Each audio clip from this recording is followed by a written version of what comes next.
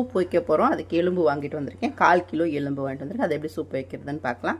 சுத்தம் பண்ணி க்ளீன் பண்ணி வச்சுருக்கேன். அதை எப்படி வைக்கிறதுன்னு பார்க்கலாம்.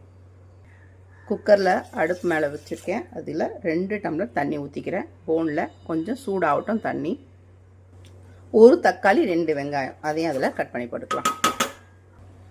கொத்தமல்லி, புதினா, கருவேப்பிலை இது 3ஐயும் நான் கொஞ்சமாக கட் பண்ணி சேர்த்துருக்கேன். சோம்பு ஒரு 1/4 ஸ்பூன் சேர்த்துக்காங்க.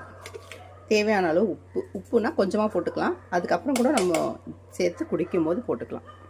மஞ்சத்தூள், மிளகுத்தூள் ஒரு 3/4 ஸ்பூன் போட்டிருக்கேன். இஞ்சி பூண்டு பேஸ்ட்டு ஒரு 3/4 ஸ்பூன். அவ்வளோதான். இப்போ இதை நம்ம வந்து ஒரு 6 விசில் வச்சு எடுத்துக்கலாம். சூப்பு ரெடி ஆகிடுச்சு பாருங்க. இந்த தக்காளியெல்லாம் நம்ம கொஞ்சம் கையை வச்சு இந்த கரண்டியால் அப்படியே மசிச்சு விட்டோம்னா சூப்பராகிடும். தேவையானதை எடுத்துக்கலாம்.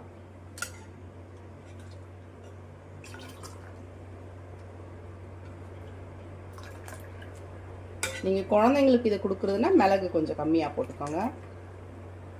அதே மாதிரி இஞ்சி பூண்டும் கொஞ்சம் கம்மியாக போட்டுக்கலாம்.